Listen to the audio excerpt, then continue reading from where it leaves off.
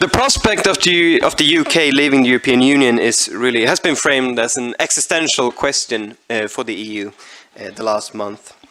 To be true, I mean, there's several questions that's been called an existential question for the EU. The euro crisis lately, the migration crisis. Brexit is slightly different. It's not only existential in the sense that the EU might fall apart, it's also existential because we might get some kind of answer of what kind of political construction is the European Union or will be, whether with the UK or without it. I think Swedes care perhaps more than other Europeans about the UK and about a possible Brexit.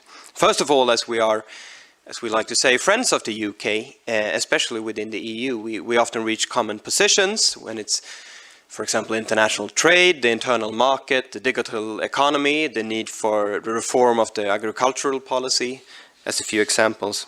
But also, since the prospects of an EU without the UK is honestly scaring the Swedes, life in the periphery would be harder for Sweden without a big country to kind of hide behind. I think it was Juncker last week, the Commission President, who said that we have too many part-time Europeans in Europe. And although he wasn't referring really to the northern countries or to Sweden, I think it's true to say that the patience with half-time Europeans would probably be limited after a Brexit. So that's something for Swedes to think about. But why are we in this situation, and what scenarios can we envision following the referendum in the UK? For the UK, for the EU, but also for other countries such as Sweden and, for example, Denmark. And I can think of no better to discuss this question than a Brit working in Denmark, living in Sweden, and Ian Manners, who's a professor at the University of Copenhagen, a leading scholar on the EU and the UK-EU relation, and also a full-time European, if ever there was one. So, Ian, the floor is yours, and I'm looking forward to your talk, and then I'll come back to you. Great. Thank you very much, Björn, and thank you to everyone for taking time out to come here and hear about a country that may be a long way away, but it is of importance, I think, to the Swedish relationship to the EU and certainly to the Danish relationship to the EU. I should point out, not only am I a Brit living in Sweden, working in Denmark, I'm also Swedish at the same time. I took Swedish citizenship, sorry, I get all the citizenships, I've got confused, not because of Brexit, although I'm glad I did, but because of the rise of the nationalist Swedish Democrats, because I knew what would happen if they got anywhere near power, and guess what is going to happen if the UK votes leave on the 23rd of June. Oh yeah, there we go, good.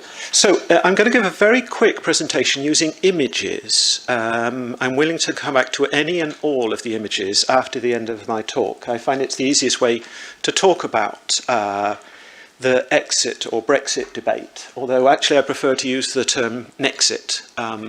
There is no exit from the EU if you are Europe's most successful trading partner, and that is the United Kingdom economy.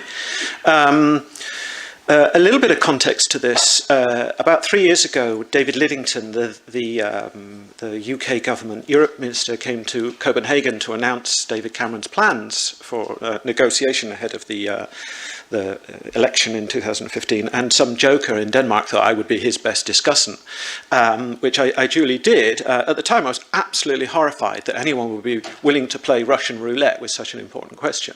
And here we are, 3 years later on, playing Russian roulette with less chambers and more bullets. But it has provided an opportunity to have a very serious discussion about the pros and cons of all member states' relationships to the EU. Now, there are obviously considerable differences between the Swedish and the UK relationship to the EU, and I will talk a little bit about some of these, but there are even more similarities.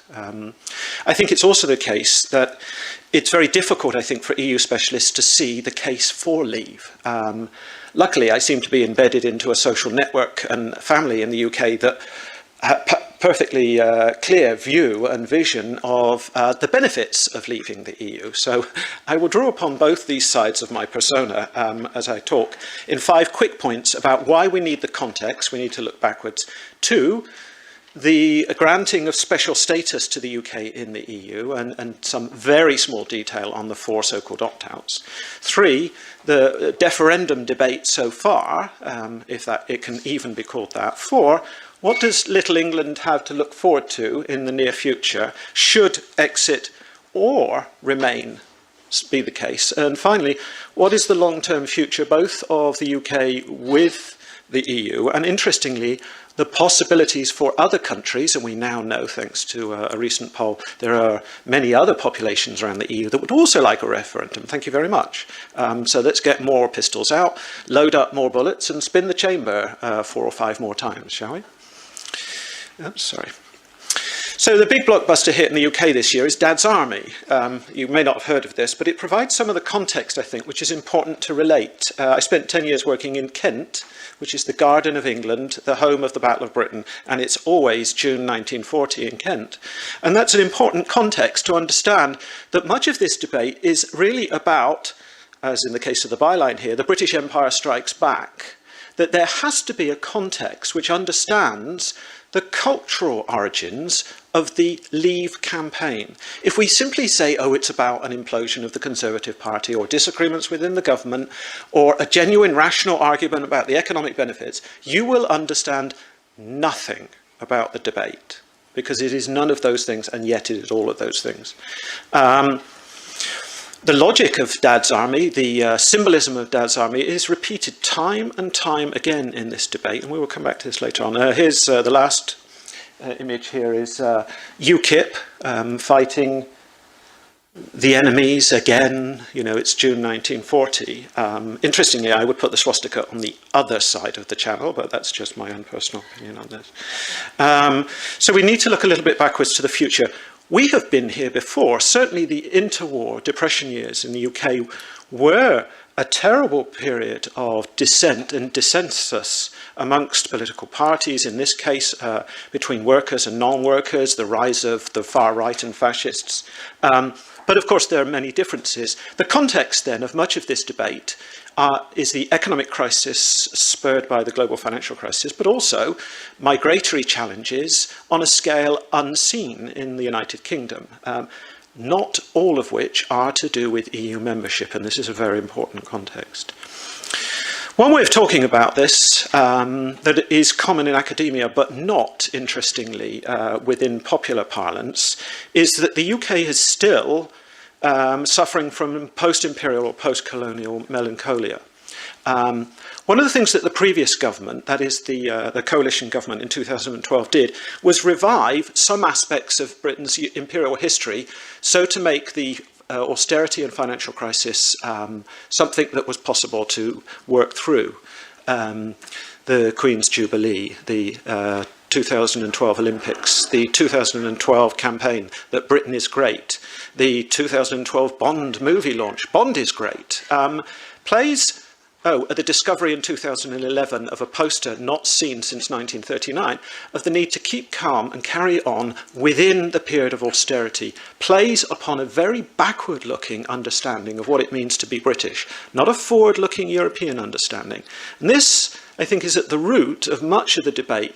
It is within this context that we can understand an awful lot about the Leave campaign. Okay? There are 4 moments in the UK's relationship with the EU which are of importance, not just Churchill's commitment to a united Europe, not just Margaret Thatcher's commitment to British membership of the EU, not just Tony Blair's high point of the UK relationship with the EU, not only getting on a bike in Amsterdam, but winning the bicycle race in Amsterdam, and David Cameron's announcement of the success in achieving 4 opt-outs from the EU. The truth is, though, that most of these moments need to be read as an English rather than a British moment, and this is decidedly unpopular within the UK, but it's worth pointing out.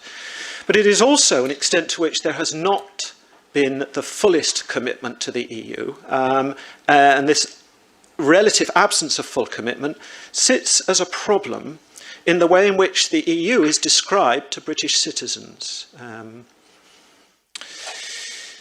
It is not just a British question, though. In 2008, I led a research project in Denmark reporting on the long-term consequences of the Danish opt-outs from the EU, a report that was widely criticised by almost everyone in Denmark that didn't like the EU or didn't like foreigners telling them what the EU meant to them, and that was me in both cases. The reason I show this slide is not only does the UK have opt-outs and Denmark have opt-outs, but the UK, Denmark and Sweden have remained outside of the euro. Now this presents three particular problems for these three countries, what I call the Northern European problem. Problem one is all of these countries have been exceptionally strong advocates of a single market, of an open market and a free movement in particular.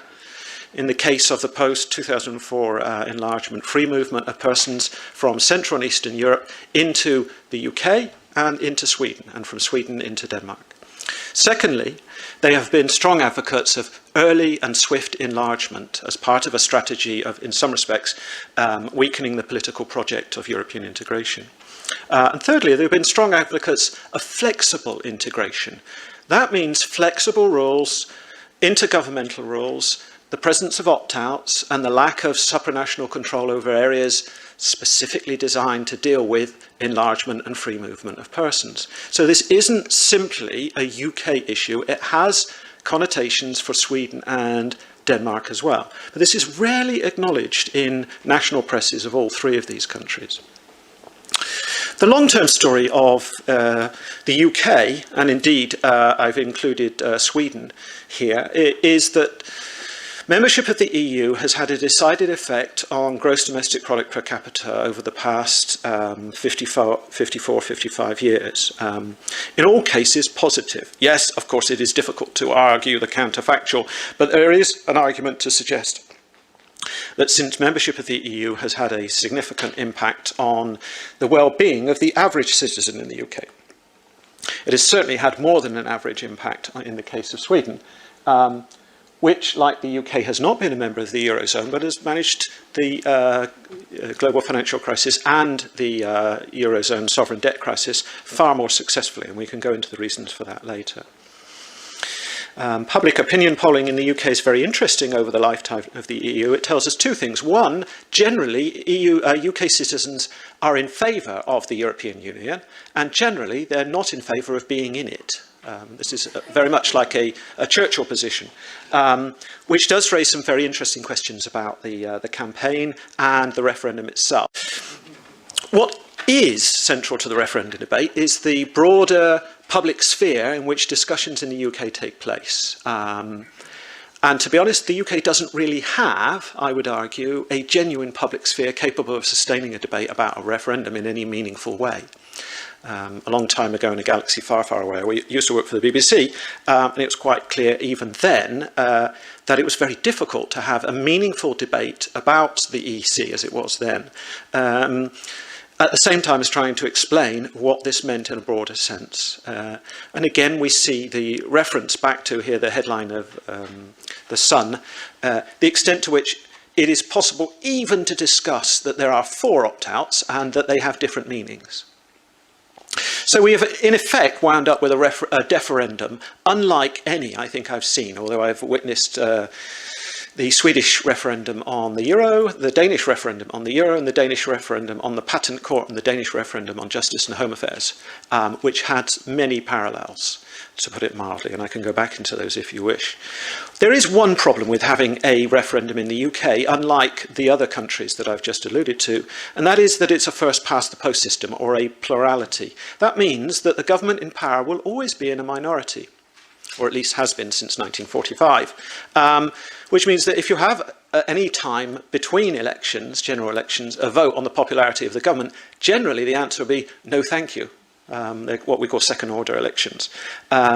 So having a referendum in a country with a first-past-the-post system is in itself a form of Russian roulette. And certainly many people that I know are passionate about staying members of the EU hate David Cameron. And so they, like I, in many respects, are divided on how do you vote and why do you vote.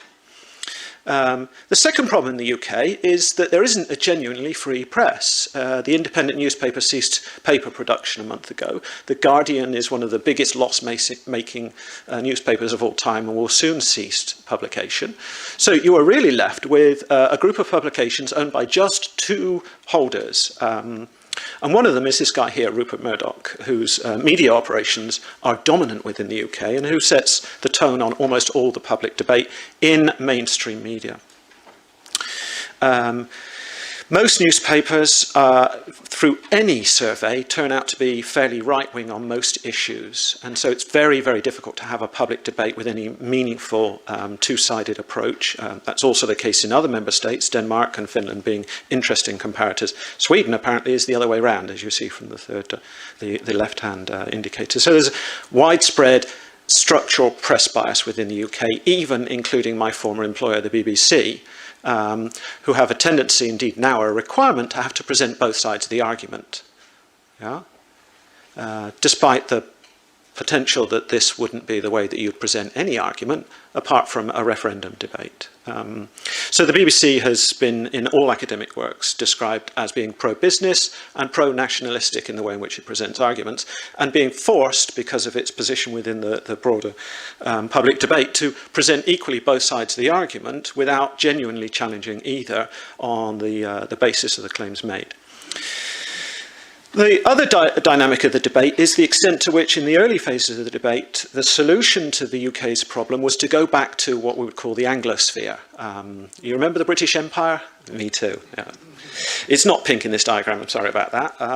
But the Anglosphere is basically the remnants of the UK Empire. The only problem with this debate, as has become quite clear over the past 2 weeks, is almost every major leader of a country or foreign minister of a country within the Anglosphere said, no thanks very much, what are you doing? Okay, and in the case of the intervention by Obama, perhaps backfired, but certainly pointing out that the UK is not still the British Empire and that there are problems with claiming that there might be some solution in searching for the Anglosphere. The main discourse of the public debate has been to blame foreigners for pretty much everything. The global financial crisis, of course, was caused by foreigners. The Eurozone sovereign debt crisis was caused by foreigners. Foreigners were caused by foreigners. Migration into the UK was caused by foreigners. Interventions into the UK debate by people like me is caused by foreigners. Now, it may sound funny, but unfortunately, this is more or less the level of much of the public debate within the UK. I won't even mention the Russian-style trolling that takes place in the public sphere. So if we were to take an unweighted poll of polls, the debate has been, the public opinion on this is generally very, very close to call. I can go into later into questioning what the potential outcome might be. If you take a weighted version of this, there's a slight lead by the Remain over the Leave camp. I should have pointed this out at the beginning, but those people who want to leave are called the Leave camp, and those people that want to stay are called the Remain camp. What then are the short-term prospects if the UK does actually vote Leave on the 23rd of June? And I'll try and do these both for the UK and potentially for other countries that are hoping to have a referendum. One, as The Economist has pointed out here, is the potential of turning from Great Britain into Little England, that is, an England with no motorway services, no EU, and no Scotland. Part of this discourse is the wish by nationalist movements within the United Kingdom to at least use this as an opportunity to force a very public debate in countries, unlike Scotland, where there has not been the same scale of argument about dissolution of the Union. If we take a collection, a selection of recent public opinion polls, Northern Ireland, Scotland and Wales generally are more favourable to staying in the EU, unlike England, which has a preference, far more closer preference, a 50-50 preference for remaining within. So one of the first impacts of a Leave vote would be pressure, certainly in Scotland, perhaps in Wales, for referendums on independence for these countries. There wouldn't be pressure in Ireland, in Northern Ireland, but what you would potentially see is a return to what we call the troubles of the 1970s and 1980s, as a Trump-like wall is rebuilt along the border between Northern Ireland and Southern Ireland. The second argument is what would happen to all the red tape that slows down successful British industry? Well, firstly, the British economy is less regulated than any other member state of the EU, both in terms of labour regulation and in terms of business regulation. So it already has an advantageous position, which it possibly wouldn't have if it were to leave and then renegotiate. It has already been engaging in the process of cutting red tape. That red tape is in fact employee rights, human rights, welfare rights, gender equality rights, and green governance rules and regulations. Of the 56 major regulations identified by the Leave campaign, which would give about 0.9% boost in GDP were they to be removed, the two most powerful, accounting for about 0.5% boost of GDP, are the energy efficiency rules and the Working Time Directive governing working rights, maternity rights, etc. The removal of these would boost the British economy, but it would be a very, very different British economy. And by the way, I should add that the so-called rights governing working practices are nowhere near the level witnessed in Denmark and Sweden. So cutting red tape is really about cutting rights, workers' rights, green rights, human rights. The third element of this is that it probably wouldn't stop there. The UKIP is just part of a move by far-right organisations, not just within England, but in countries outside of the UK, including the Danish People's Party and the Swedish Democrats, to push an agenda not incomparable to that seen in the 1930s across Europe, to identify and scapegoat foreigners for many of the problems within the country and the economy itself.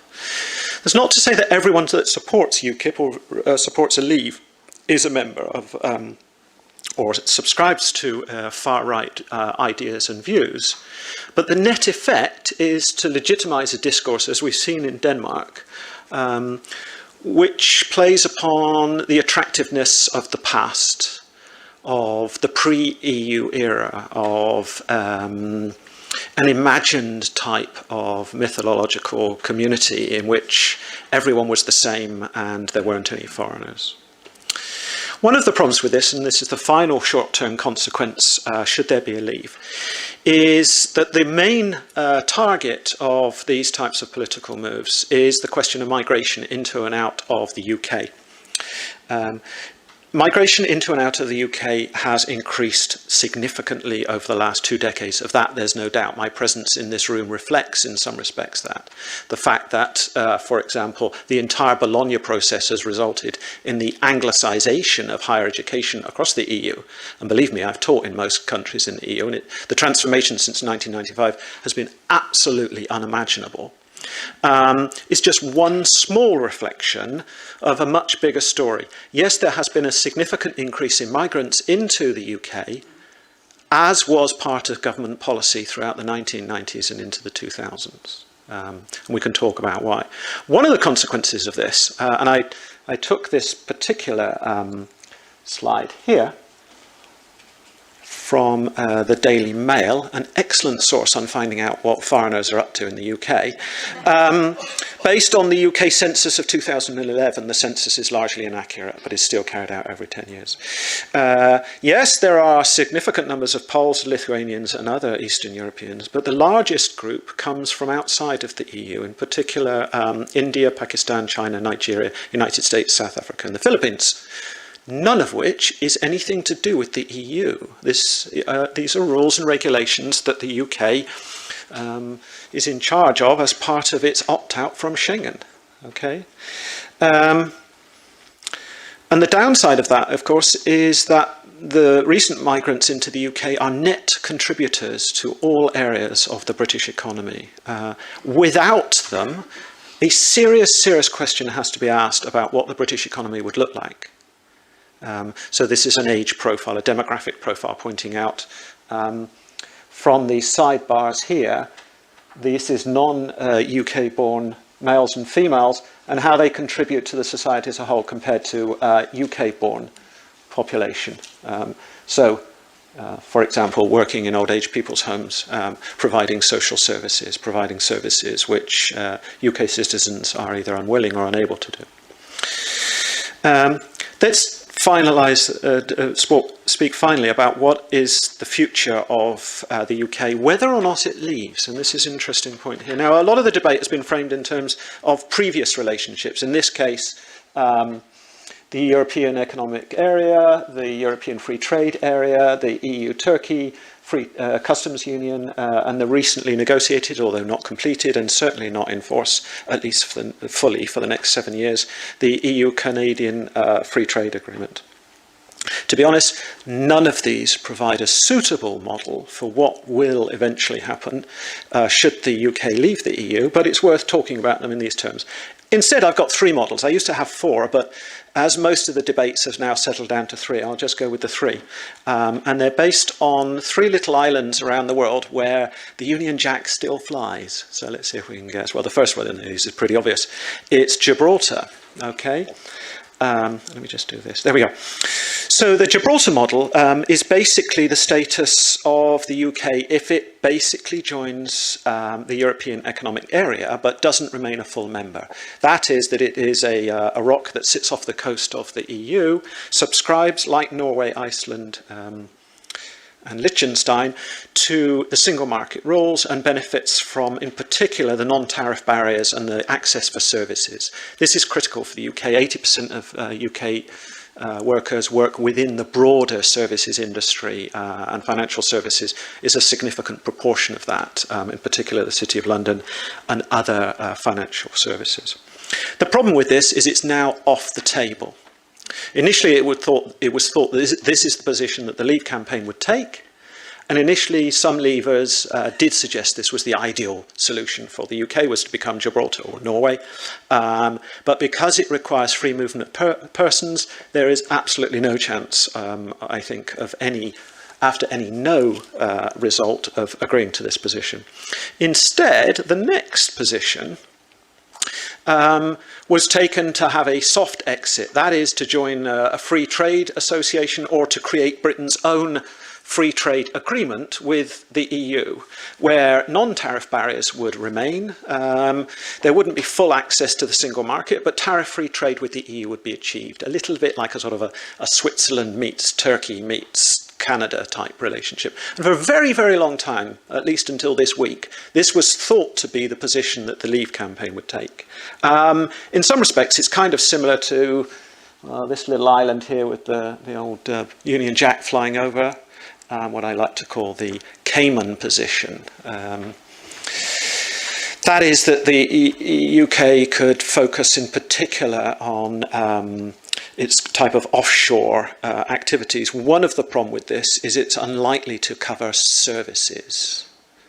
So the UK cannot both be the Caymans, a service-only island, and be outside of the single market access, which covers services.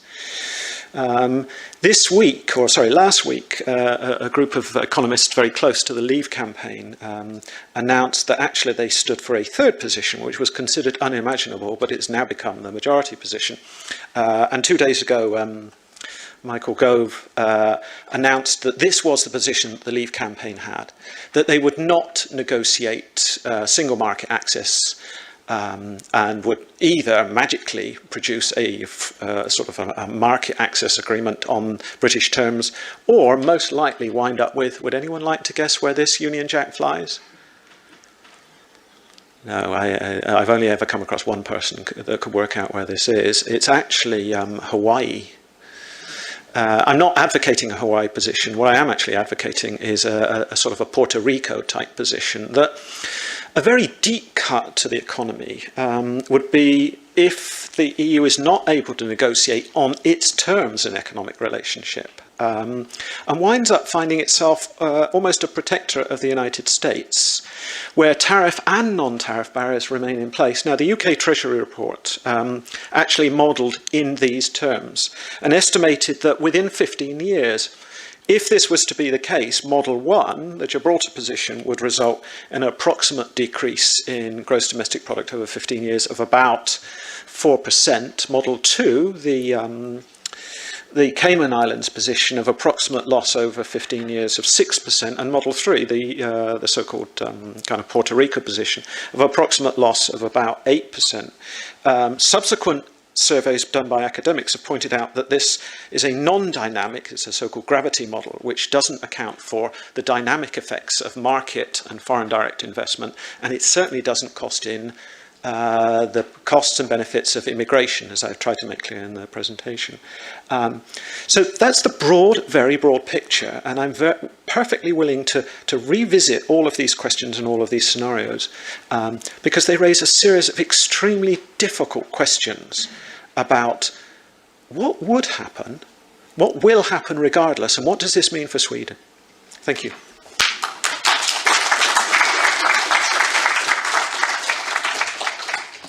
Thank you very much, Jan. Well, please have a... Do you want to keep standing? I think your microphone is on here. Okay. We'll soon let in the audience. I just have a few questions. We had David Lidington here as well. He's been on a tour, I guess, for 2 weeks ago in Stockholm, and he argued that, well, the only thing that really worked for him and for the Remain side was really household economy. Economic arguments, but as you've shown, the no side or the Brexit side is full of passion and identity. Yeah, yeah. What does that mean for the debate when it's just so different from the different sides? Please do sit if you want to. No, I prefer to stand if that's okay. It's an extraordinary campaign, and I think it causes us to rethink the way we understand political debates in the future. The only parallel, I think, realistically, is the campaign of Donald Trump in the United States. And although, unfortunately, it is a laughing matter, it is also not a laughing matter, because it's quite clear that if you're not part of the mainstream of a political party, if you've actually got absolutely nothing whatsoever to lose by campaigning on a particular position, you don't care, and it doesn't matter what you say. You don't need to be consistent, but what you do need to do is be in the media every single day. And what you do need to do, and are doing, is being and having, in effect, free media coverage because of the entertainment value of the claims that you make. And I think this is something that will only increase over time. We've seen it in referendum campaigns. We're starting to see it in national campaigns, even in mayoral campaigns, as in the case of London. And I think, speaking as a political scientist, it is something that asks very, very deep questions about the nature of democracy. If democracy, in effect, is social media, then what does that say about existing party politics? And you see this creeping in with the debates surrounding the migration and refugee crisis of 2015 and 2016, the extent to which it is possible, and indeed many people say almost anything about this. I should say I spent most of 2015 commuting every day from Copenhagen to Malmö with 1,000 to 2,000 refugees on the train every day. And it's quite heartbreaking because these people have made it from Syria and Afghanistan with their little families intact. What do you do when you sit on the train each day doing your commute and you think, well, yes, I know that they've fled the most unimaginable torture, poverty and threats to life. But, you know, speaking as a good European, I think we should exclude them and dump them on Turkey. It seems like the only rational solution. So I think that level of emotion, level of passion, and the way in which it's projected into the media is a new norm in political debate.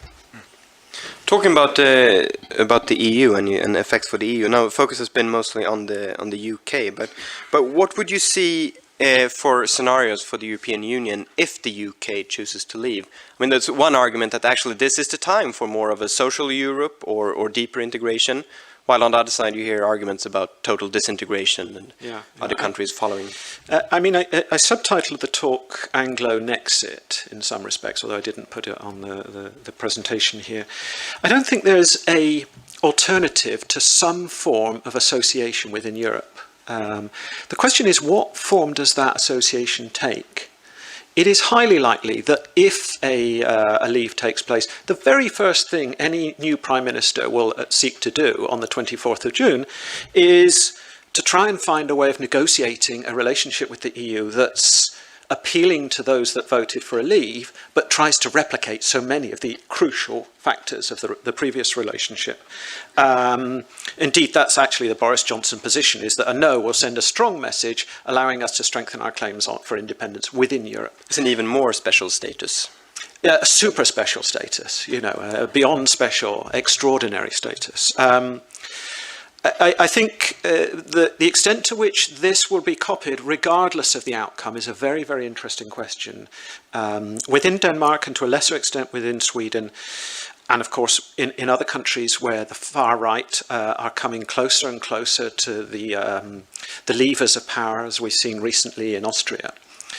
The extent to which this question will be used as a rallying call for empowerment of far right claims is inevitable. Whether or not the mainstream of the population want to have this question or decision, it will become almost impossible. I mean, plebiscites have been used widely in the past by fascist and far-right governments in the interwar years to endorse their rule by direct democracy. So they are both an interesting but also a dangerous lever to use to run what we have grown accustomed to here in Europe, which is representative democracy. What would you suggest? What would be Swedish positions in a renegotiation after Brexit? Because there's been an argument, I know Jonas Sjöstedt wrote an article a couple of months ago that, well, this might not be such a bad idea with a Brexit because we can't really compare with Norway or any other country because the UK would be a powerful negotiator and they might strike a deal that will be attractive also for us. And I know that Björn von Sydow, a political scientist at SIIA, wrote this week in Svenska Dagbladet that, well, Sweden might actually would be in favor of us that the UK reached a rather distant relationship to the EU if it leaves, because otherwise the alternative would be just too tempting for EU-critical Swedes and other countries, other half Europeans. I think of the 4 opt-outs that the UK has achieved, it is the one limiting the rights and obligations towards workers that is most attractive to Sweden in the short term. In Denmark, it would be also the question of imitating the UK position on the euro because of the Danish opt-out on the euro, despite the fact that, of course, the Danish crown is pegged to the euro, so it makes no sense in economic terms. But I think it is certainly the case that there are aspects of this relationship that Sweden and Denmark would like to imitate, but there are other aspects that in some respects make no sense whatsoever. I mean, the questions of sovereignty are a little bit like the citizenship opt-out in Denmark. They're somewhat meaningless. So yeah, I mean, I think it will. Undoubtedly, regardless of the outcome, it will form a type of a lightning rod for claims in countries like Poland, Hungary, Sweden, Denmark to renegotiate aspects of some or all of the national relationships with the EU, irrespective of the facts on the ground. And that's the important thing in this debate, that this is a very impassioned debate. It's very much about national identity, about reconstructing the past in a way that serves political aims of the future. But it is not necessarily about the day-to-day realities of either decision-making within the EU or the economy of the EU. And that's one of the things that's come out, I think, strongest here, is very few commentators understand just how the EU has reconfigured national economies. And the UK is a classic example of this. But you did mention, for example, the ever closer union of the peoples of Europe. I mean, how do you envision, even if the UK stays, in the case of Remain, what effect will that have? I mean, it's quite difficult to grasp because it's an abstract concept, but still it's kind of a leading principle. What does it mean for the EU if one country has a special opt-out from this principle? Yeah, sure. I mean, it depends what you think the point of the opt-out is. In the past, the very strong Danish opt-outs and British opt-outs, in particular on the euro, and to a lesser extent on justice and home affairs on Schengen, were in some ways treated as if they were sort of an intermediate step, a fuzzy middle ground until the Danes or the Brits got their act together and saw the light. But that's clearly not going to happen and hasn't happened. So opt-outs are no longer sort of an intermediate ground. They are undoubtedly a permanent position. Well, one of the things that we've seen in Denmark is just how hard countries have to work to compensate for those opt-outs, both in terms of diplomatic capital, but in terms of dealing with the consequences. For instance, if you are not participating fully in issues to do with justice, home affairs, to do with Schengen, what do you have to do to compensate? Imitating legislation unilaterally, negotiating bilateral deals with third countries on questions involving asylum seekers or migrants, simply to replicate the position taken by the Schengen or in some cases other groupings. I think the UK position will remain broadly, even after a Remain, a little bit like this kind of intermediate position, but permanently. That is, instead of having opt-outs on Schengen and opt-outs on the euro, it will now have further opt-outs, a range of 6 major opt-outs, or 5 plus ever closer union. And it will have to work hard in order to sustain those the way they are. But countries like Sweden, and to a lesser extent Denmark, and probably Hungary and Poland, will, as usual, I think, fall in behind those positions and hide somewhat behind the UK position. And that's why it's important, I think, to talk not just about the UK, but other countries at the same time. But we will have to learn to live with a hesitant UK, even in the future, even if it stays. I mean, you didn't solve this question 40 years ago about your position in Europe. No, that's right. When you tried last time. Yeah, but I think in some ways it's... One of the interesting features about the referendum is the extent to which it has brought out the economic and to a lesser extent social and cultural relationships between the UK and the EU in ways that many people were not aware. So in that respect, it's been an interesting educational experience. One of the problems is that this debate has remained at a certain level, which is not really sunk into, largely because of the points I made about British media, not sunk into a much more broader debate. So, for instance, the question of approximately 2 million non-UK citizens, what would happen when the UK votes? No. What will happen to approximately 2 million UK citizens living in the EU, either officially or unofficially, should the UK vote? No. I mean, there are a vast number of questions which haven't even been touched upon in the debate. Are UK citizens kind of impressed or affected by the fact that many other countries now actively participate in the discussion or ask them to stay? And I mean, you have the Obama effect, but also from almost all European countries. I think it depends where you stand in the debate. There are broadly 3 positions. One is don't know. And I still think that's a much larger segment of the British population than opinion polling shows. And that seems to include most people I know. A second position is that those that are in favour of Remain are surprised, I think, by the passion shown by non-Europeans, either in favour of the UK remaining, i.e. Obama, or in favour of them leaving, i.e. Putin. But I think the third position, which is the kind of the leave position, sees all outside interference as broadly a problem. I mean, despite the fact that most British media is owned by foreigners, this doesn't seem to, sort of register within the broader public debate. So there are different levels to this observation within the UK of, oh, well, that's interesting, somebody who's not British has said something. I think the greater problem is when your EU citizens try to intervene. So Marine Le Pen obviously wanted to step in favour of leaving into the UK, and the UKIP said surprisingly no. Surprising in the sense that the UKIP position is very similar to the Front National position, but still didn't want Marine Le Pen to visit the UK. And I think that would have created a very interesting scenario where the similarities and the extent to which far-right political groups work together in the European Parliament would have been revealed, I think, for the first time in the broader UK public. Thank you very much.